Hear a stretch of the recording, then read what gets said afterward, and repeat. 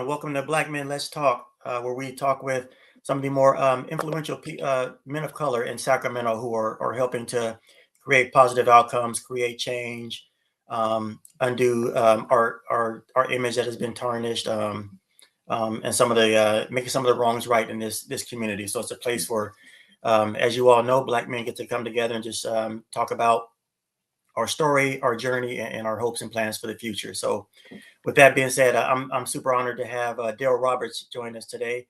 I've had a chance to see Derrell's work from afar and the work of the Roberts Family Development Center, and just honored to have him on the show today. So Derrell, welcome, my brother. Demetrius, thank you for inviting me, bro. Thank you. Excellent. Perfect. So Derrell, let's get started for those who do know you and maybe the very few who probably don't on this show. Tell us a little bit about yourself, the neighborhood you maybe primarily work in, live in, any organization that you represent, and really what drew you to community service. Pretty broad topic. So start off, been in Sacramento, came here as a graduate student 40 years ago, and have never left. Never thought I'd be in Sacramento as long as I have been. I thought it would be a pit stop on the way, and it has turned into my life. Yeah. So started working in the community. I'm getting a little feedback. I don't know. Is that I'm not having it anymore? But I had it at first. Yeah, they started in the community. Work probably after I'd been between the Department of Education and as state capitol, first as a graduate fellow and Senate fellow, and then later on as a staffer, and came to the community of Oak Park, and that's kind of where I landed and where my first professional work started. Initially started in economic development since that was part of my training in college and some of my work at the Capitol. But it eventually evolved into more community-based work, working with the Sacramento Urban League. Before I did that, I was with Superior Valley. I always have to give Hal Brown and Darrell Freeman their props for giving me a chance as a young brother coming from the Capitol. I think I was referred by Sam Walton, and sometimes I mention names just because those are the people who were influential and have been influential in my life. The opportunity that they gave me led me to Oak Park, where I met the president of the Urban League at that time, George Dean, who talked me into and gave me an opportunity to work some youth programs. And that's kind of where I began doing work in the community of Oak Park. The neighborhood of Oak Park saw me develop over almost a 10-year period, doing work for the Urban League, later on being the original executive director at St. Hope Academy when Kevin first started it. Kind of proud of that work that we did when he started St. Hope Academy and the wonderful things he's done over the years. Some of them I didn't agree with or understand, but that was his choice, and he's seemed to have done quite well by it. Later on, working with the Salvation Army, I think Dimitrius, you and I first bumped into family. Demond Stone being a player at the Salvation Army and Oak Park Summer League, and back in those days, that's what we created as a vehicle to get young people, keep them safe out of the streets. And at that time, that was our say no to drugs, say yes to the Oak Park Summer Basketball League. That was kind of a little slogan, and we used that.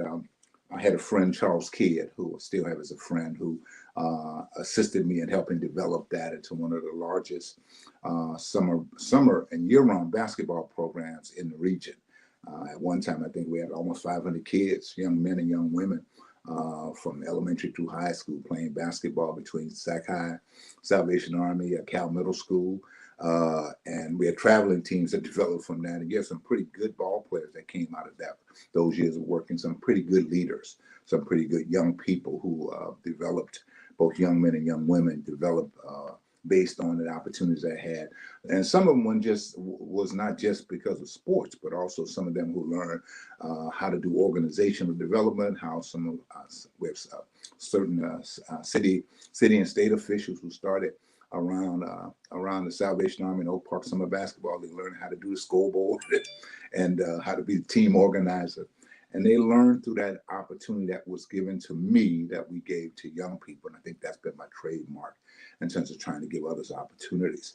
After leaving the Salvation Army, I went to work with Father Keith B. Kinney Elementary School, again in Oak Park. Murray Shelby was the principal at that time.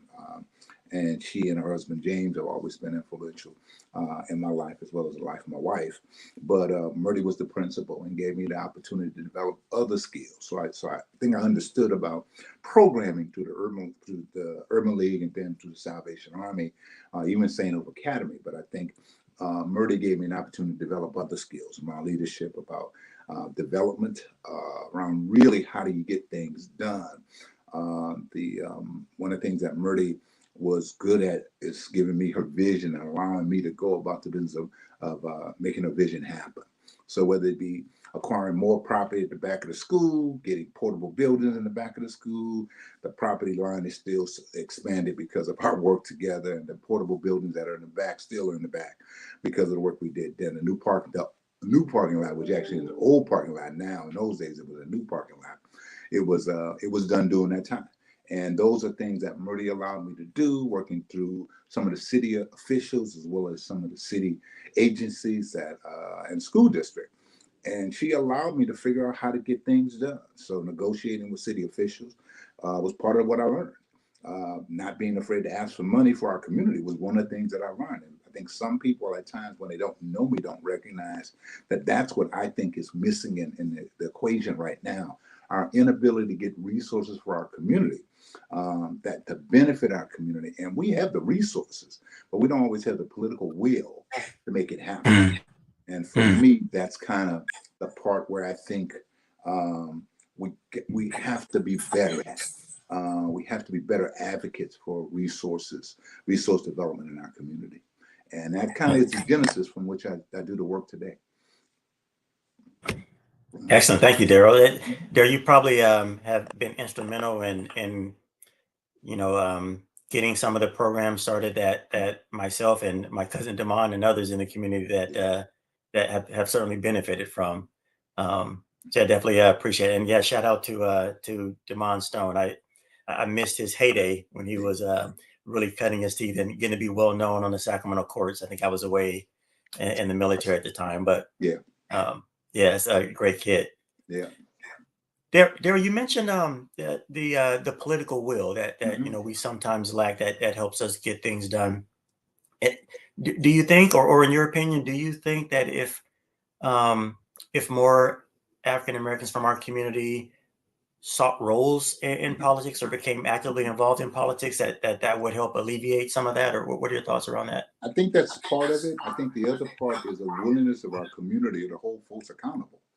And when I say hold accountable, not just say to them, you do, but assist them in doing, and thereby becoming accountable ourselves to making sure things happen.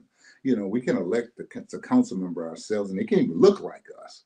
But if we don't give them an agenda to follow, if we don't give them things that we expect for the 4 years while they're elected, it's tough because you're basically saying you're often are frustrated because you're thinking, why aren't they doing? Sometimes they don't know. The reality is they can only live in one part of the district at a time, one address. That's the rule, and that's part of it. The other real part is our districts are a little more spread out than we probably think about when I first started. Oak Park was primarily District 5, and now District 5 is Oak Park and part of Franklin and part of South area, and it's been gerrymandered to a point now where you got to recognize that whoever is elected in those spaces in those districts have more responsibility in just one neighborhood. I think in my heyday, Oak Park and Curtis Park were the primary beneficiaries of whatever happened in District 5. Well, things are spread out now. I live now in Del Paso Heights. I live in North Sac, and we serve our families in Del Paso Heights, but the council member represents Woodlake, North Sac, Del Paso Heights. It represents Hagenwood. It represents other parts of our communities that are there, and those are different communities having different needs. And if those of us who are or think of ourselves as being politically astute are not recognizing we got to stay engaged, we have to have more people staying engaged, by the way, but we have to hold them accountable to doing the work that we called them to do. And that can be as simple as taking care of trash pickup to as complicated as coming up with an economic development plan that benefits our community in a different way. One that allows us to be able to say that, hey, we require you as an elected official to stand up for us and fight, and we will fight with you.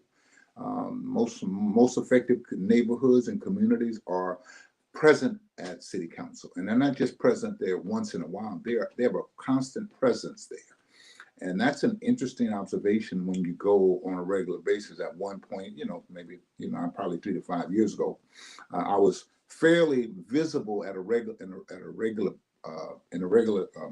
presence, had a regular presence at city council, which gave me the chance to get to know people who, as we began organizationally growing, that was one of the reasons that it happened, because I knew people and I spoke to them and they spoke to me, and I saw them before they went on to the dais, and they saw me as they came off the dais. And it's just important that we recognize that that's the reality of relationship building that brings about political power.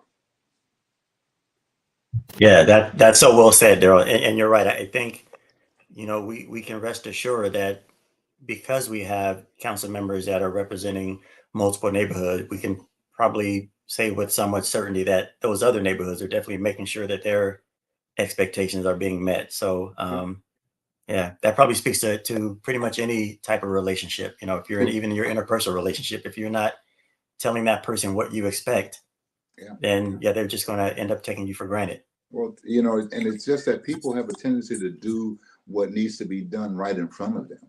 And sometimes right in front of them gets the attention. And it's not always the squeaky wheel that makes that gets the most attention, but that space that is willing to speak up about its priorities and its needs have a better opportunity to receive the resources that they need. And that's it. That's just how that works. That's the process that we're a part of. That's part of democracy, but that's also part of our community challenges. How do we do that better? Yeah, that's spot on. Mm-hmm. Tell me, Daryl, more along more broader terms. What Mm-hmm. would you say? What would you say are your hopes and concerns for your family, your community, and just this country as a whole? Okay. I'm a husband and a dad and a grandfather. So, I got a few thoughts in terms of personal development as a husband. I think, my next 3 to 5 years, as I start kind of phasing out of Robert's Family Development Center, is the recognition that I got to figure out how to be a better partner to my wife. What making sure that I'm acknowledging her needs, her desires, her wants. Where we end up living, where we live in North Sac right now. Is that where we're going to stay? Got to make sure I'm attuned to what she's saying as well, making sure that I'm listening, because that's important to me. Also, how to be a more effective communicator to her, so that she recognizes some of my wants and desires as well. As a dad, I try to stay in touch with my daughter, my son-in-law. They live a wonderful life. Son-in-law's in the military. She is a military wife, but she's also a substitute teacher outside of Chicago. And we have a 13 and 10-year-old grandgirls. So, want to make sure that the world is better for them. I get concerned about, some of the challenges we have in the streets, because those challenges don't occur just in our neighborhood, but sometimes those challenges that we see in our neighborhood occur in other neighborhoods as well. So, the weekend of, I think it was 4th of July, I think, or one of those holidays where there was this shooting in Chicago, outside of, it was one of the parades that was going on, and, somebody, snipers, shot some people. Well, it just so happens my son-in-law was planning to take the girls there that morning. For whatever reason, they weren't able to make it. So when I first heard that, just check in and say, hey, we okay? Well, yeah, they were okay, but the reality is they could have been in the line of fire had they gone to that event. Well, so often that occurs in our community, where we hear something happen and we recognize that we could have been victims in those moments. And luckily we haven't. That hasn't necessarily touched as close personally for me, although, I got to admit, one of my favorite cousins back, oh man, 40 something years ago was killed by the Cherry Hill police down in Southern California. So police violence, police brutality became a personal issue in my family, and trying to deal with those emotions. I think one of your questions asked me about the emotions that are that I think about as we talk about our history as a people, our position as we are today. I hadn't had a question that talked about my emotions, but quite honestly, those emotions are there, and they get pricked again, every time something occurs, and you're reminded just how vulnerable we are as a people, but also how resilient we are, because even though we talk about what has happened, we continue to do, and we don't become frozen in time or frozen in a moment or unable it does not enable us from living and thriving, and that's the important part. So I'm hopeful that regardless of what's going on in today, that my grandgirls, my son-in-law, and my daughter, and my wife, and we have, a fruitful existence down the line. And that gives me hope that, the things that we do today have an impact on that. Oh, yep. Sorry, I had some mic trouble there. Yeah, Derrell, you mentioned that July 4th. I remember that. I remember that the day that happened. Yeah. And you're right. I think we're so prone, or I wouldn't say prone, but we're so accustomed to violence now that until someone brings up, remember the Chicago shooting? Oh yeah, that was another one. Yeah, I mean, and that's what it's become, and that's the challenge. It's like people's responses to their mental challenges and emotional challenges today are being responded to by violence, and that violence is so the emotional moments can be temporary. The violence is permanent, and I don't necessarily know if people recognize that the violence is permanent. We see things happen in our streets, in a parking lot at a football game, totally away from a football game a couple of weeks ago. And it's a shame because that violence offset a beautiful evening of community spirit and a great football game at Grand High School. And in that parking lot, away from the football game, involving no student from Grand High, by the way, that was a current student at Grand High who that incident became what we talked about, what we focused on, rather than the fact that we had a wonderful evening at Grand High School. And even though they lost a football game, nobody could walk away upset about the outcome of the game, other than shucks, the Pacers lost. And then when for me to turn on the news the next morning, because I wasn't clued in that night to recognize that occurred. It's like, dang, that happens far too often in our community. And to be honest with you, that's the very same night there were other shootings that we didn't focus on that occurred, both in Oak Park and off of El Camino in Sacramento. That's when you recognize some things has to be done. But also that's when you recognize what we've done in the past has not paid off, or still the lack of what we've done we did not do in the past, or not doing those things in the past that we should have done is what's causing this problem today. I'm a big advocate and big proponent to investing in our youth. And sometimes when people ask me why is it happening today, because we didn't invest in them in the past, and our decisions, not our political decisions, not to spend resources to keep our kids out of trouble, out of stinking thinking, out of not learning values about life.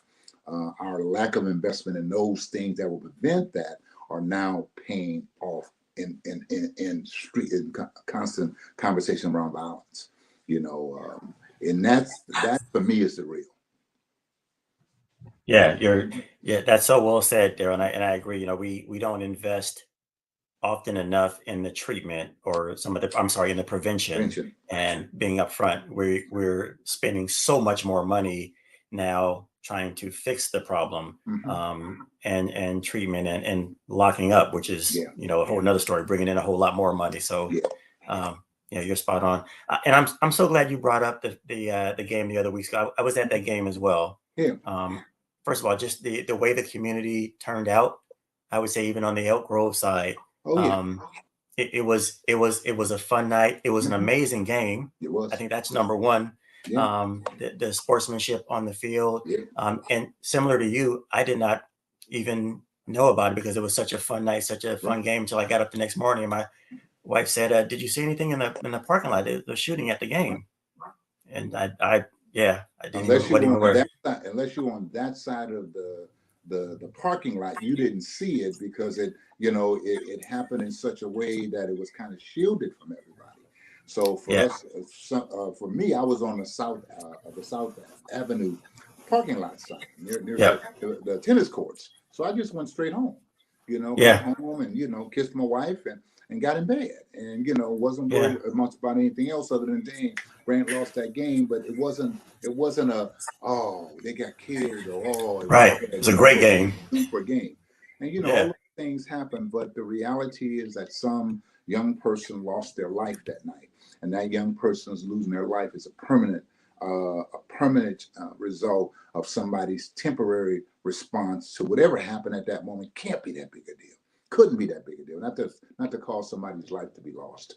So those are the moments that it tells me we have to do better as a community. And I'm one of those political animals who say I get involved in politics because I think that that's how you can make things happen. I've been doing that for years. But I'll also tell you that I've become really aware that not enough is being done. And we're fortunate, Robert. You work with the IYT. There are other groups out there that are doing work, but there needs to be more. And trust me, there's not enough. And I don't care what anybody says. If you serve 100, we serve 100, and there's 1,000 kids. That's 800 kids not involved with something. And until we recognize those 800 kids deserve something the same way the other 100 that you're serving, under 100 I'm serving, deserve quality adults in front of them, providing them with direction and guidance and mentoring and tutoring. Those are the things that saved us back in the day. For me, I can tell you they did. So I'm here as a result of people who mentored me and tutored me, programs that were there both in New Orleans, where I grew up, but also in California, Los Angeles, where I finished high school, and throughout. And then when I came to Sacramento, as I told you, I tried to create those environments. And I've created those environments for the last 21 years, my wife and I, through Roberts Family Development Center.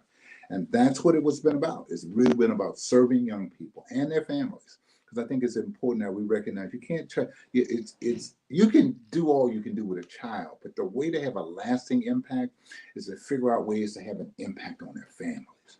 Get mom and dad to buy into the value you're trying to feed into their child. Make sure that you understand the values that mom and dad have, because sometimes you can support them, or sometimes you might assist them in thinking about things differently. Because remember, if we're talking about lack of investment, for me in our city, lack of investment has been almost that way for 25 plus years. 30 plus years ago, we started talking about gang problems here in Sacramento. So I'm going to tell you that's how long I've been at it. That's how long I've been involved in it.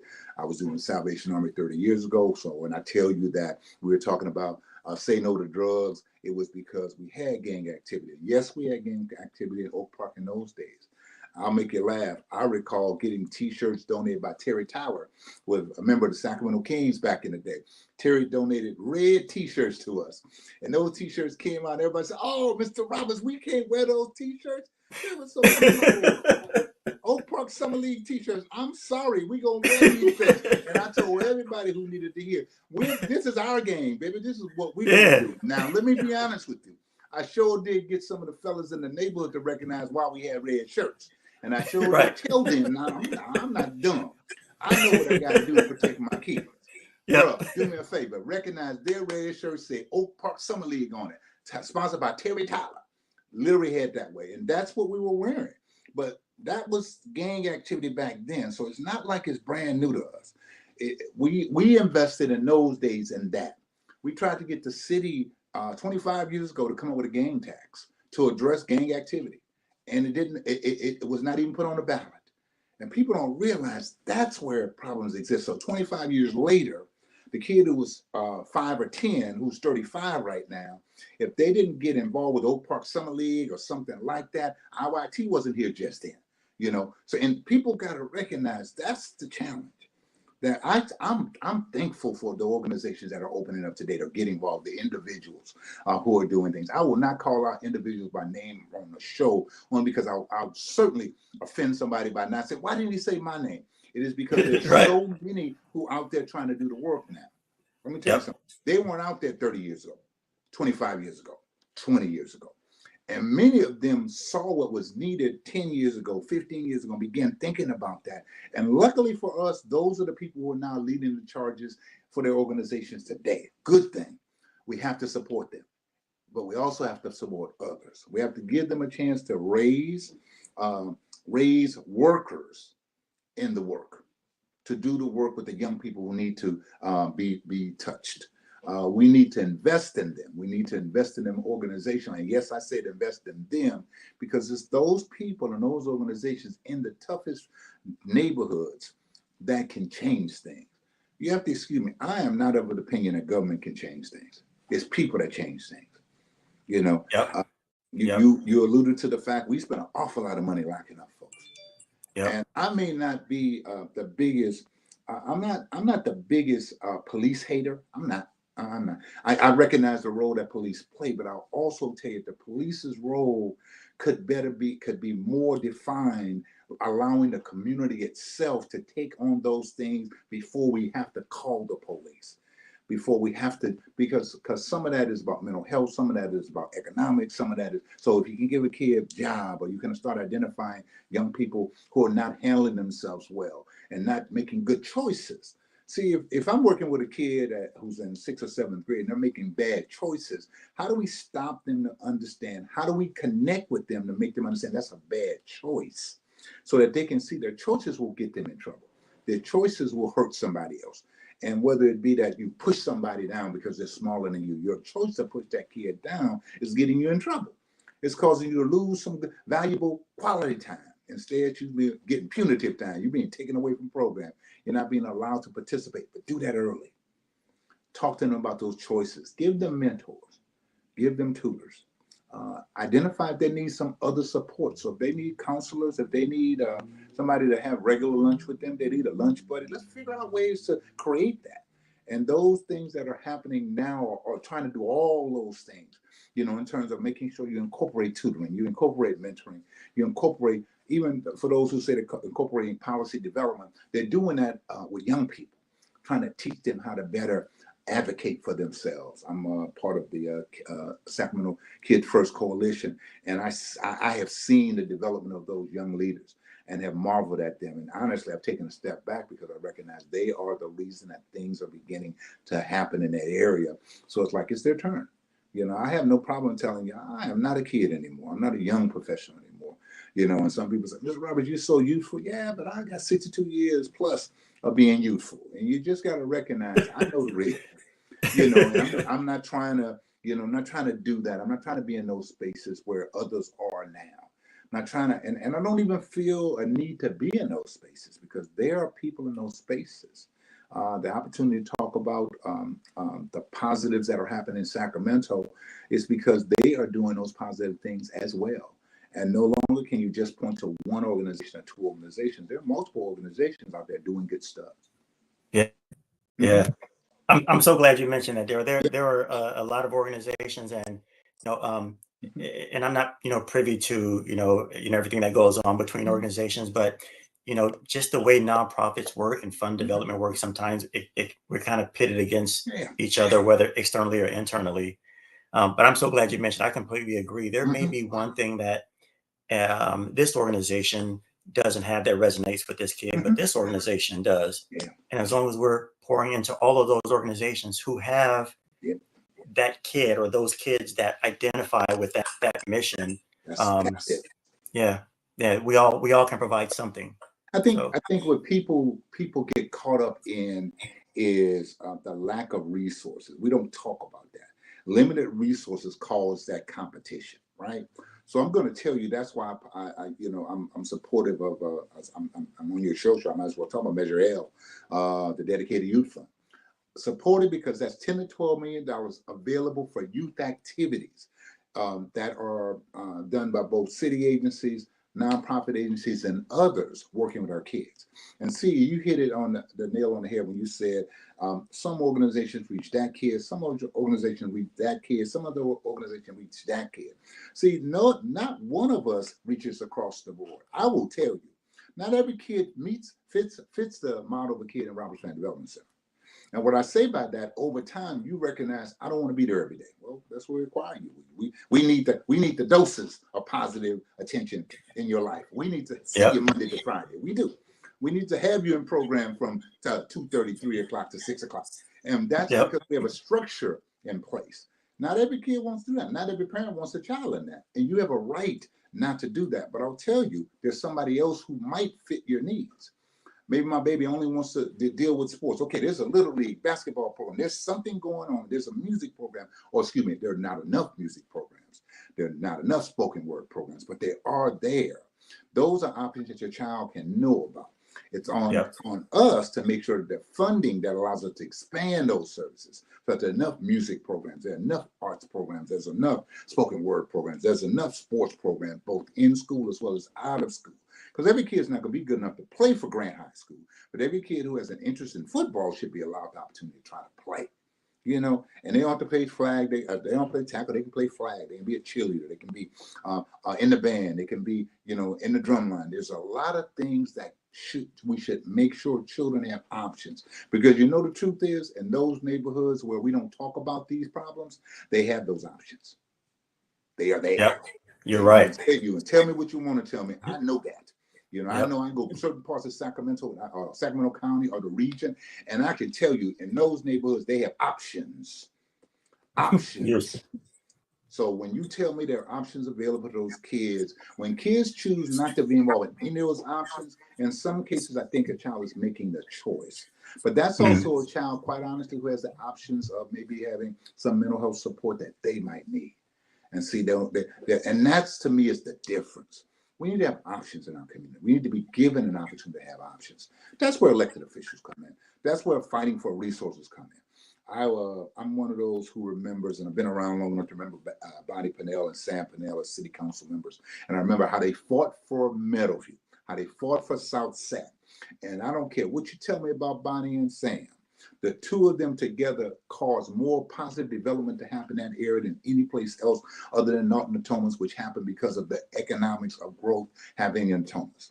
In South Sacramento, yes, there is economic growth, but the things that you see around the Meadowview community and those parts were because of political decisions that favored the community. And in many cases, the community hadn't been pushed out, interestingly enough. Yeah. Yeah, people still Yeah. have their homes. And it's just, people don't talk Yep. about it that way, but yeah, it is. You can still have that economic growth without having to push people out, and that's sometimes because you have vacant land to do it on, sure enough. But the other part is making sure people are aware of what's coming up and what's coming Yeah. down the pipe. And that's where it happens. And that's how it's happened. That's how elected officials can assist us in making sure that we're aware of what's coming down the pipe. The projects that are coming along, and how it will benefit our community short term and long term. Yeah, you're spot on. Hey, the elections coming up. Measure L, Mhm, everyone. mhm. Definitely Yeah, pay yeah, attention, read up, educate yourself on it. yeah. And So I'll take a moment to talk about kind of a dark cloud for us. We got attacked pretty good 3 years ago when Measure L came out. We were one of those vocal organizations. I was a vocal individual around Measure L, and we were attacked because when we grew as an organization, we didn't have the fiscal space. We didn't have the fiscal strength that we should have had, the foundation that was needed. So we made some mistakes. Those mistakes came out in a lawsuit that was happening. We resolved the lawsuit. We took care of it, but it was a stain that people used politically against us and used against Measure, at that point, Measure G. And that was what caused the loss, the surprising opposition from some people who are friends, who right now today support Measure L, by the way. That also was the reason. But quite frankly, a lot of what happened back then for us caused Measure G to lose. I've been personally a little more quiet on the Measure L front. First of all, because I have young people in our organization who are Shelby Oliphant specifically, who have been our organizers, who've been doing the work for us organization. I don't have to do that anymore. I don't have to be that because I recognize even when my name is mentioned, a reporter who doesn't like us or doesn't like Measure L will quickly say Derrell Roberts. Oh yeah, I remember back in the day, and I'm sure they'll say that for the rest of my life. That'll be part of what'll have to be, the little line that somebody will use. But I'm okay with that because that was because we were fighters for what we feel was correct and what was right. And I believe today the right thing for the city to do is invest more in young people. Invest more in young people. Yeah, I appreciate that, Darren. Thank you for providing that clarification Mhm, and just giving a different side than mhm. other people have probably heard Well, or have read about. it was a tough moment for me because I was advised Yeah. by our attorney, organization attorney. You don't want to keep litigating that lawsuit that occurred. You resolved it. You got slapped on the wrist, and that's what it was. A waking up call. We now have a full-time fiscal director on site doing the work that needs to be done, along with an accounting organization as well as auditors. So we have those things in place now. So we are a strong organization for it. But yeah, we probably were one of those who, in some ways, benefited from resources being given to us. But the problem was we didn't have the right foundation, strong enough foundation in place, fiscal foundation specifically. I learned from that. I also will tell you, I talk to others who are doing the work now and say that to them now. Make sure you're taking care of your fiscal house. It's important that you not only just have an accountant, make sure that accountant understands all the rules of nonprofit work at the $1 million level, at the $500,000 level, the $1 million level, the $1.5 million level. All those rules differ. $2 million. That means you bringing in $2 million, audit every year, every year. Somebody said, Ms. Roberts, at $1 million, you should be auditing every year. If that's what you can afford to do it then. But whatever you're doing, just do it and understand that it's not something that you can put to the side. It's something you can worry about later. Because watch this. I literally pushed some things aside because I was concerned about serving. And you can be concerned about serving, but you're not concerned about taking care of the accountability part. That's when you run into problems. We ran into problems. We dealt with them. We got through it. And frankly, Dimitrius, I will tell you, COVID was, for organizationally, COVID happened and it allowed people not to focus on that, but focus on our ability to serve. So we Yeah. started doing the things that we normally did doing forever. We would just focus on because we were serving vaccination clinics, food distribution, being on Zoom with our kids. Those are just things that we did. And people began focusing on that. So the negatives went away for the most part. Occasionally, a reporter who decides that he doesn't care for, me or the organization, or doesn't like the thought of investing in our young people the same way I think we should do. They'll bring that up. But other than that, that's not heard anymore. And we're good. Yeah. Yeah. Yeah. Yeah. Mm-hmm. I appreciate it. I myself personally am happy to hear that, hear your side of the story, and have the chance Mm-hmm. that we chat because Oh, yeah. just as I haven't been doing this nearly as long as you Mm-hmm. have, Daryl, but just in 2 years of leading an organization of big Mm-hmm. brothers, big sisters, we were challenged with staff. Oh, yeah. There were so many things we had to do that putting a finance person in place is not because we didn't want to or trying to hide something. It's Financial. because I'm focused on this program Yeah, and bro. serving these kids. And honestly, oftentimes we don't know what we don't know. Well, that wasn't my bailiwick.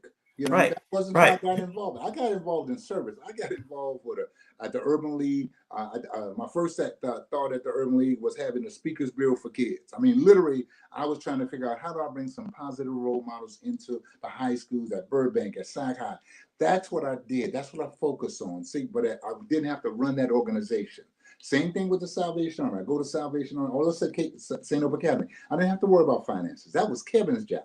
So I worried about developing the organization. When I went to Salvation Army, I worried about, focusing the organization on more kids because I had a small group of kids that were there. And like I tell you, at some point we had 500 plus kids connected to the Salvation Army doing the work under the banner of Oak Park Summer Basketball League, sponsored by the Salvation Army. Well, those are things I did under service. Now, honestly, I wasn't as aware of the fiscal ramifications of what I was doing, except my boss said to me, Daryl, you have a budget of $150,000, $200,000. It pays for your people. Anything beyond that, you have to raise it. So I knew that if I wanted to take my kids to a tournament, I had to figure out a way to pay for it. See, that's my fiscal lessons early on. Now you can do that, but it's nobody who's going to tell you all of it until you have to learn it. And sometimes we step into spaces. So I go from the Salvation Army to the school district, which certainly didn't bother me about the monies that we spent at Keith B. Kinney, because that was Mrs. Shelby's responsibility.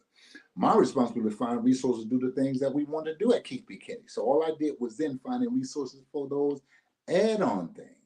Not until I went to the Roberts Family Development Center and I became the point person for everything did I understand, whoa, the enormity of the responsibility. So when people call me and say, I want to start a nonprofit, I say, stop. Are you sure you want to do that?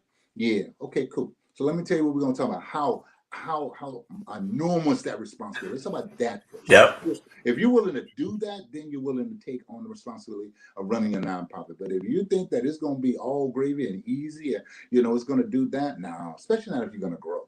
Because the minute you grow, the minute you begin pulling other people into it, and you have to pay people after a while to hold them accountable, because people volunteer only so long before you recognize you have wore them out. The Big Brothers Big Sisters, I know you ran into that. People were not willing to volunteer that time because after a Oh while yeah. it That's became right. real difficult. IYT and Robert Family Development Centers, their payrolls have had to grow over the years to do the work that we organizationally have to do, as others have. But that's just the real, and people don't recognize that. And unless you are fortunate enough to have that as a background, and most people who do nonprofit work don't have fiscal as a background, you have to understand it is a necessary, not only evil, a necessary responsibility. Your fiduciary responsibility is a first calling, not a second calling. It's a first calling. It's an equal calling to your service responsibility. It really is. And for many of us, that's where it's like, oh man, this is a difficult thing to say I want to do. Because once you start thinking about it, it's not as easy as it looks. You mean I'm not going to just be on TV talking about all the great things I'm doing? Well, no, that might happen maybe once a year, maybe twice a year if you're lucky, if you're doing it well enough, if you learn how to have a relationship with media members and, they see the work you're doing, or somebody else talks about what you're doing, you might get that attention. More than likely, like most organizations, people won't know what you're doing for years. And you can sometimes become resentful. And you alluded to that a minute ago too, about not so much the competition, but recognizing some people getting more attention than not getting. Oh yeah. Yeah, and the truth Oh is yeah. that's going to happen. And you It have to will. understand that's going to happen because that's just part of it until you prove yourself. And sometimes it takes years and years and years. And sometimes people who are doing this work, people recognize them and say, man, wow, you just started. No, man, I started 10 years ago. I'm glad you brand new on the scene to you, but I've been doing this work for years. For years. I laugh with folks when they say, Mr. Robert, you've been at how long here, Robert? 21 years. Oh, 21 years. Man, Yeah. you ain't as young as I thought. I said, I didn't tell you I was young. That's what you told yourself. But the Yeah. reality is that's those of us who do this work like have that youthful enthusiasm. And you have to have that youthful enthusiasm when you work with young people. Young staff members both drive me crazy, but also keep me energized. The kids, there are moments when I can almost be frustrated with them, but I realize, stop, that's not your role to get frustrated with them. That's somebody else's role who gets paid to do that every day, because I don't have that role every day anymore. Right. And that's how it changes over time. People ask me what's the difference between now and 20, 30 years ago. I'm not in the same role today. I am removed. My responsibility is to make sure we have resources to do the things we say we're going to do. That's my job. I have Yep. others who have the responsibility of day-to-day work. I think the challenge for most of us is trying to find people we feel are as committed to us doing the work as we did it, because it's different now. Yeah, you're spot on. You're spot on. That's Yeah, it's that's the different. challenge that a lot of us Yeah, are facing. yeah, it's different now. Um, Yeah, and yeah. I mean, some of it is setting realistic expectations, but the other part is setting expectations. And everybody doesn't want to meet those expectations. Well, maybe you shouldn't be in that space where you're asking us to pay you to be in. Because I'm paying you to be in that space, I have an obligation to have an expectation of you, because you should have an expectation of the kids, and expectations don't happen unless there's some consistency across the board. So Yeah. yeah. You're spot on there. I think that's the challenges we all yeah, I still consider myself fairly young, but Mm-hmm. even at 52, Mm-hmm. I'm looking for people who have the same passion and commitment and accountability that I had when I was Yeah. 30 or 35, because I Yeah. am similar to you. I have younger Yeah. grandkids, Yeah. but it's like, Mm-hmm. I don't have the energy nor the time, nor do I have the relatability that I Yeah. still had Oh yeah. with I know. kids. And you know that. So you know, honestly, Demetrius, my role with the kids, and they will tell you, Mr. Roberts comes in and gives a fist pump or a high five. That's my Yep. when I see them, because that's the, and I always tell them, let me look in your eyes. So I like to see how you looking. Which no. I mean, I'll stay right there until I need to see you. I need to look at you. Well, that's just my way of connecting. But that's my role, because I'm not going to see them but for a few minutes. Truly, you know, if I'm at Right. Grant High School, I'm at Allen Chapel AME, where our paces moving forward, our kids are at. I see them for that 2 hour window when I'm hanging out there, when the guest speaker's there, and I want to hear the guest speaker, because I'm always amazed at the people who say exactly what I know needs to be said, and I never Yep. prep them. I don't prep Mm. speak. You know, it's funny. I Yep. kind of laugh with you when you sent me the questions, because I asked Kathy the question. You know, it's probably more just to see what you were going to say when you sent me the Yeah. question. You know, those are questions, but I got to admit to you, part of it was made me think about the work. You know, made me think about, you know, Mm. the questions you're asking me now are things that I answer that every day, all day.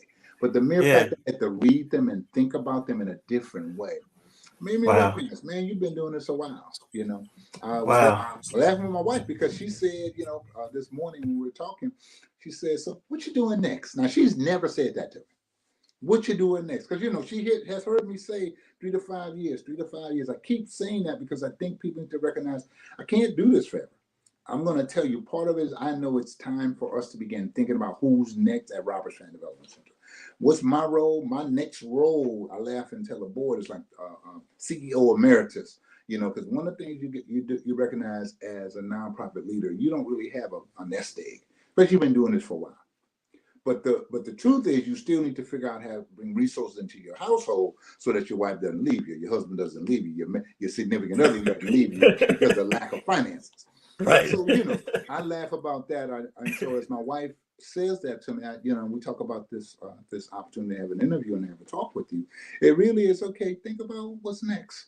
And I would say to anybody who's listening, if you've been doing this a while and you're now in your 50s, you're now in your 60s, you know. Even if you're late 40s, think about what are you going to do after, because there comes a moment when you either become tired, or worse still, you can become irrelevant. And what I mean by irrelevant, you no longer have the ability to speak to the issues of the moment. Mm. Yeah, Mm. you know, Man, that happens. that Mm-hmm. that's spot on. That's some sage advice right there. Well, Yeah. well, My you wife know, and I've had those conversations. go ahead. Yeah, sorry, my wife and I've had kind of similar conversations. You know, Mm-hmm. you know, we still feel young. I think in your 50s, you're still Yeah. at that. You're Oh, yeah. still trying to hold on, Mm-hmm. but you also can see you Mm-hmm. probably have a lot more past you Oh, yeah. than you have in front of you. Oh, So, yeah. hey, you know, are we still going to want to be doing this Yeah. in 5 years? Yeah. But you're right. It's also those things, Derrell, that for me, the past 5 or 10 years, it's just Mm-hmm. been, you know, when I first started doing this work, I Mm-hmm. was out on campuses with the kids, you know, throwing the Right. football Oh, around. yeah. Oh, yeah. And I realize I can't do that now because if I stand up for more than 20 minutes, my feet hurt. So so it's like what is my next role? You know, I got to be Yeah. decision making and Yeah. strategy. Yeah. And it's like you say, you know, in front of the cameras, I Mm-hmm. would love to spend time with the kids. I miss Yeah. that, but yeah, after like 30 minutes, they Oh, yeah. draw a lot of energy out of you when you Well, get to a yeah, certain because age. when you think about it, for most of us who started this work, the hardest part is not being with the kids on a regular basis. And some people can't transition. That's why they can't be administrators or organization leaders. They can be within an organization trendsetters by what they do, but it's hard for them to maintain or elevate the organization to the next level because their real love is with the kids. Nothing wrong with that. And if that's what you have as a love, do that. Do that well. You don't have to be a principal. You don't have to be an administrator. You don't have to start a nonprofit. If you do well, simply serving the kids and having a drill team in place, having a cheerleader team in place, doing something directly with the kids. Nothing wrong with that. Keep doing that. But recognize, for those of you who have talents and have an interest, the one thing that's going to change is your ability to have regular interaction with the kids at the level you once started off with. Because like you say, throwing the football is a beautiful thing, but Man, it's funny. I used to I go into a gym and I watch administrators or staff members doing things. This is a true story in the Salvation Army. I used to bar certain staff members from even going into the gym. They were good basketball players too. Oh no, you can't go in the gym. I won't call his name because everybody knows he knows who he is. If he's listening, he'll know who it is. I tell him, you can't go in the gym. Oh no, you can't go in the gym. You cannot go in the gym. What? I said, yeah, you can tell it's hard everybody going in the gym. You can walk in the gym and walk out the gym, but you cannot go on the basketball court at all. Wear your shoes. That means you can't get on the court. Wear your shoes. Do not wear tennis shoes. And it was just because I was trying to say to him, yo, you're going to change and be an administrator, so you have to get away Yep. from being drawn into doing the basketball thing, because that takes Yep. 45 minutes to an hour of your time, because that's how you look at it. So rather than spending that 45 minutes, an hour on that, you need to spend 2 minutes waving at that, hitting the ball, throwing it to somebody and walking out. And the other 58 minutes, the other 43 minutes, whatever it is left, that's what you need to be doing, planning the league. Yep. Planning the trip, planning how you're going to pay for the trip that Mr. Barber said, I'm not paying for that. You Right. said you wanted to go to Vegas. How you going to pay for it? But that's what happened. That's how I learned. Because like I tell you, my CEO at the Salvation Army back in the day gave me a budget. This is your budget. Anything above that, brother, is your responsibility. But that's right. how I learned how to raise money. That's how I learned fundraising. That's how I continue to do it until today. That's my everyday thing, raising money, figuring out partnerships, what's next. We had a golf tournament yesterday, Dimitrius, and right after golf tournament was over, I was thinking about next year's golf tournament and how I can do something better to make it better me. But that's as an administrator, that's my responsibility to think about how we can do it better. And okay, and literally that's how I thought. That's what I was thinking. But that's because I'm not thinking so much about playing golf yesterday. I'm not. People say, well, Derrell, you're not playing, bro. You're not gonna play. I said, nah, I might put once or twice. And if I go to a hole and somebody requires me to hit because they by themselves, okay, I'm gonna hit a ball. But trust me, I'm just gonna hit one ball and I'm gonna get our first one, not as good as I like to be. But more importantly, that's not my role anymore. So playing in a tournament that I'm a part of, no. If I want to go play in a tournament, I'll go do that somewhere else. Yeah. I don't want no responsibility. Make you laugh. We used to organize concert series in Oak Park. Oak Park Summer Concert Series was that we used to do too. And when you're in it, I was in it. I was going to organize, so I had a responsibility. From the beginning to the end, that was our responsibility. And we took pride on having no problems between the start of the concert and the end of the concert. Now, 1 hour later, what happened in the park, that was something else. Wasn't us. Wasn't no concert. Literally, that's how we thought. But I'll tell you, but if I wanted to go enjoy a concert, I couldn't enjoy it. I couldn't enjoy it there. People don't understand that, but I couldn't necessarily enjoy it there. What I had to go to another place to enjoy the concert. So, that's on that. Sometimes I go and observe others doing the work. I go to football game to watch the game because as long as I'm not in the role to have to be Mr. Roberts and that focus about everything, and that's a little hard. That is truly hard. I can enjoy it, because if I go to the San Francisco game or I go to the Raider game, I go to the Kings game, or the Kings game a little different because in Sacramento, I unfortunately become you're recognizable. It's a different world, and I know I created it, so I'm going to accept it for what it is. But I go to other places to enjoy myself, and that's literally it. And I think one of your questions I saw was, how do I enjoy myself? I'm trying. I mean, I really am trying on finding ways to simply enjoy myself. Golf is an enjoyment, can be frustrating, but I do that. Resting sometimes is an enjoyment. I will tell somebody in a minute, what you do this weekend? Nothing.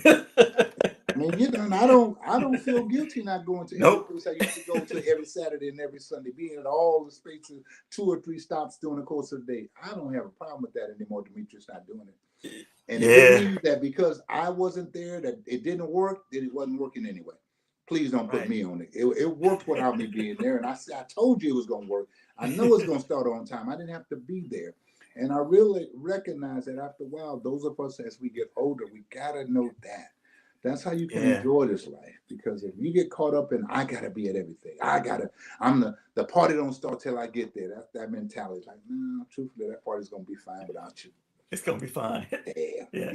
I appreciate hearing that, dear. I think one of the things for me as well, just as you get older, to your Hmm. point, you're right. Just the weekends where I didn't do anything, or the Yeah. weekends where something I wouldn't have really thought would be enjoyable, or maybe I did every so often when I was Hmm. younger, but now I look forward, like going to Apple Hill Yeah. with my wife. Like, yeah, we just went to Apple Hill and walked around, had some pie, and that was the most relaxing weekend I've had in a Hmm. couple. I didn't have to worry about work.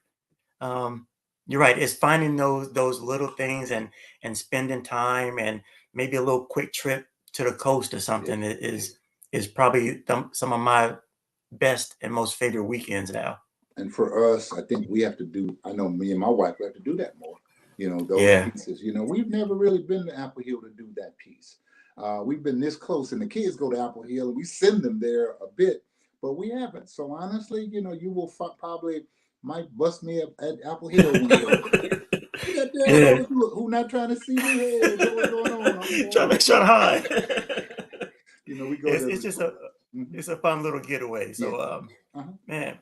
Well, hey, Derrell, man, it's been a pleasure It's just been a getting to pleasure know you. talking. Like I've said, I've Right. seen you in various spaces. I've seen you at speaking at meetings. It was an incredible pleasure just to sit down and have some Thank you. time to talk with you and learn more about you. I appreciate you giving me the chance. Thanks to Rolanda also for making this available. Yes, But really, I appreciate that, and thank you for inviting me to participate. Anytime you want to have a brother involved, I don't have a problem doing it. Okay. I sure will. And I look forward to speaking with you and maybe even being in some of the same spaces doing the work in the future. Sound like one, brother. Take care of yourself. Awesome. You too. Have a great weekend, Derrell. Take care.